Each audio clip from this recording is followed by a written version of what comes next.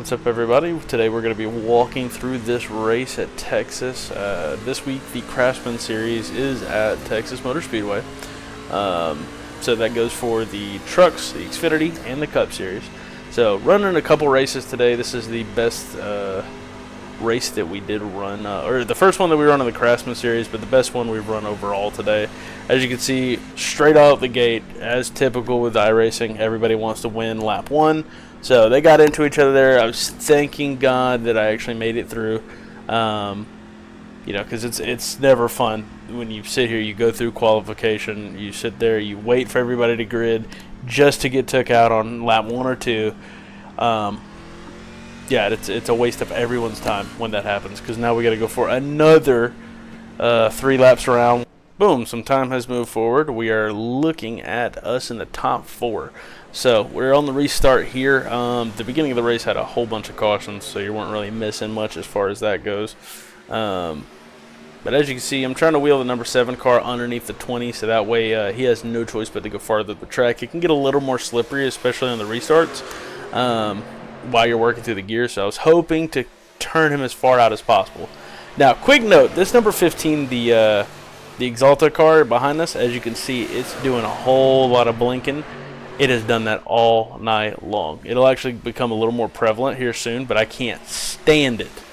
If you don't have a connection good enough, just don't play the game, because it makes things very difficult. As you can see here, I can't tell if he's up on my quarter. I can't tell what. So I don't know whether or not to commit.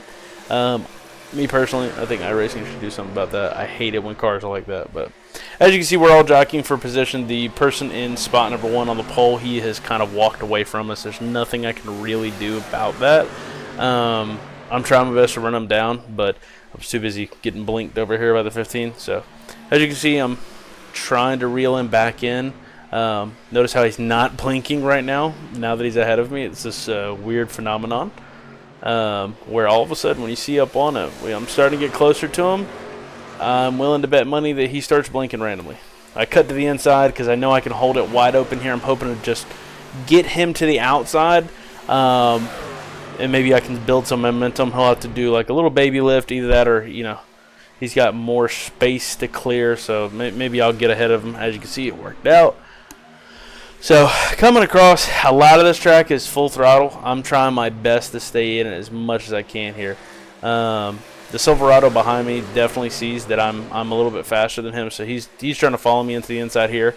Coming into turn 3 and 4, we are pretty much neck and neck, being the 15. He's lost it a little bit there, but right here I'm starting to wonder whether or not I should block each side. There you can see the 15 hit the wall. It is very easy to do on the exit. I've gotten very comfortable with it now, just because this track is a tri-oval, very, very similar to Charlotte.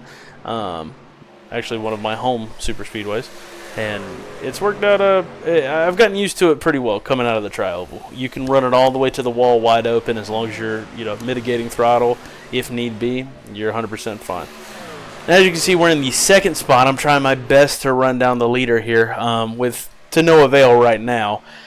Truth be told, this car in front of me, I kind of lost track on whether or not it's the same car toward the end of the pit cycles, but he was churning out some very, very clean laps. You can see I keep experimenting with 1 and 2 to see where exactly he's gaining some of that time, and I cannot figure it out. I still have not figured it out.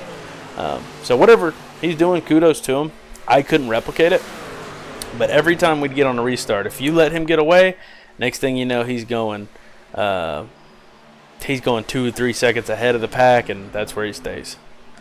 So as you can see here, I'm still fighting my way through the tri-oval, trying my best to speed up, get to the leader. I'm actually losing time a little bit here because the Silverado and the 15 have started catching back up. Drafting's not a crazy thing at this track, but I have noticed whenever you get within that 3 car length area, you can definitely feel a boost as far as it feels like horsepower. You feel like you gain an extra 10 horsepower out of nowhere. And that's how I close the gap most of the times. We have another caution out here. It's probably someone back in the pack. So somewhere somebody did something stupid. Alright, so flashing forward, we are starting from the 2nd position, right where we left off. I'm trying my best to go ahead and do a little bit of brake boosting here to get a really good launch. But unfortunately, the inside line is a lot better here at Texas. as you can see, the 24 definitely starting to walk away from me here. Now, at this point, I'm trying to figure out how to kind of stay with him. I try to press him down a little bit, but like I said, the high in 1 and 2 is definitely really slippery. I don't like it. Me personally, I can't stand it. As you can see, everybody's jockeying for position back there, but the top 3, me, the Silverado, and the number 4 car, we're already away. So it's not going to matter from here on out. But yeah, as you can see, I got a bit of a run on the 24. I'm almost to the draft area. You can see about that 3 car or truck length. I start to come in a little bit, but I'm kind of experimenting through 1 and 2 still. So I still haven't mastered that. That'll definitely be my Achilles heel for Texas. Hopefully I'll work out a good line through there and figure out something to do. Through 3 and 4, perfect though. Start high, work your way down low, build a little, that little bit of momentum that you can. Exit through the tri-oval, get close to the wall, and then just ease it back toward the apron or the grass, I guess. So here I'm trying my best to get a nose underneath him, something, anything to slow him down. I'm hoping on the exit here I can start picking up a little bit of a draft, which it looks like I do a little bit. Just trying everything I can to get up to him. Now, it looks like those two are battling, so they're definitely going to slow down a little bit if they continue to kind of rub fenders. If they keep jockeying back and forth, they're going to start losing some time. So right about here, I'm definitely starting to worry a little bit just because, well, I mean, as you can see, the pack, there's certain trucks in the pack that are definitely getting a run, and they're starting to get closer to me, like this 6 car. Definitely stressing me out. I'm driving it in deep. Now, that was a weird moment there, but during the race, I remember being like, wow, that was weird. All 3 of us, I don't know if you noticed that, 4, 7, and it looks like 15 came in way too hot, and we all slapped the wall the exact same way. I was following the 4, the 15 was following me. Anyway, as you can see, the 15 here, I don't know if you remember him from the beginning of the race. That's the blinker. So he's trying his best to get around me. I don't trust him. I remember him from earlier because he was kind of causing an issue for me the entire race. There he goes again.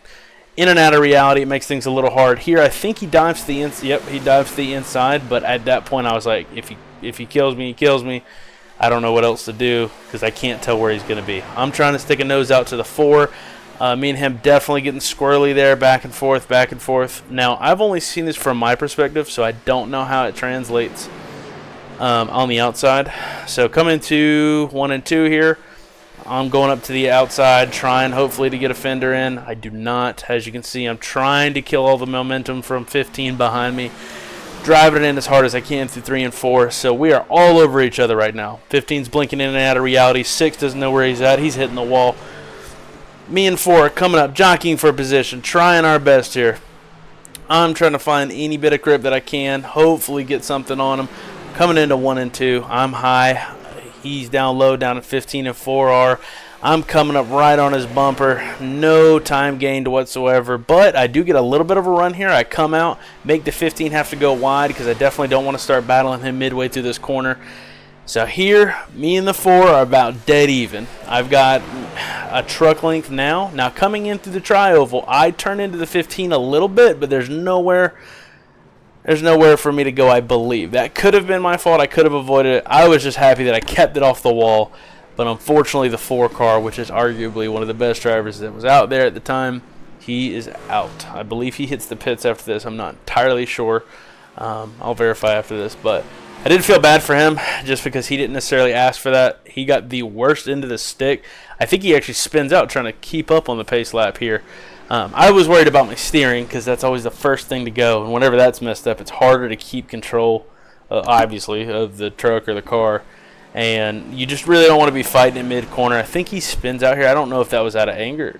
I can't tell what the deal is with there. I was afraid he was going to snap back. So just trying to get past him. It was an unfortunate scenario, but we'll definitely run a replay on that and figure out whether or not I was at fault, which watching that in the third person, I feel like I might be, but we'll find out.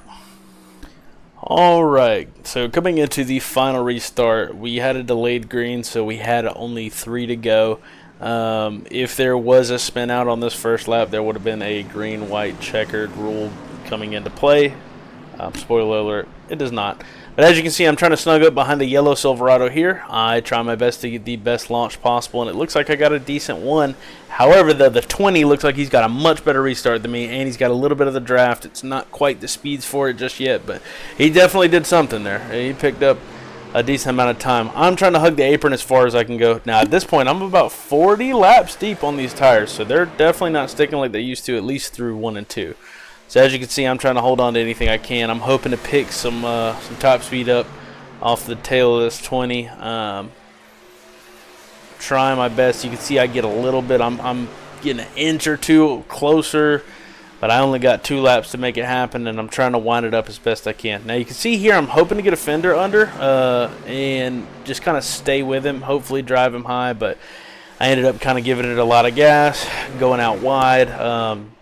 Arguably kind of lost some more ground. Now at this point I'm doing damage control. I'm worrying about this Toyota behind me and the Chevy. I'm doing everything I can to stay in front of him because I realize he's gone. There's no catching him, and I'm going to have to settle for 3rd place. Not my favorite position in the whole world. I definitely wanted 1st. But yeah, as you can see, it's just not happening. I'm trying my best to do whatever I can, and just didn't work out. But 3rd is definitely nothing to scoff at, especially considering I allegedly caused that accident earlier. So it was a wonderful race, all things considered. I thought it was pretty good.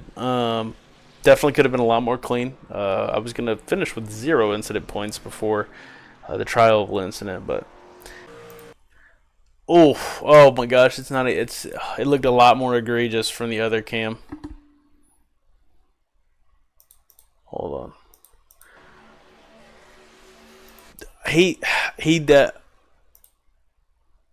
Yeah, I probably caused this. I'm not going to lie. I think this could have been a lot worse, though, and I was happy with it. Oh, thank God. Okay, I didn't really do any damage to the 4, though. That does help me sleep a little bit tonight because the 4, God rest his soul, Mr. Huffman, Shane Huffman, I did not do damage to him. Now, I caused the accident, so inevitably I guess I did, but I didn't do this. He 15 attempted murder there, so Mr. Click. So, man, that sucks. That sucks. See, that definitely took him out of the race, so that's my fault. Here's me giving a bumper tap to him. And I'm the one that caused the accident, and I came out okay from it. I'm not going to say I benefited from it, because I definitely didn't. I was in 2nd position. I net lost positions by the end of it. And that sucks. That definitely sucks. So, Mr. Huffman, I do apologize. I owe my race to you.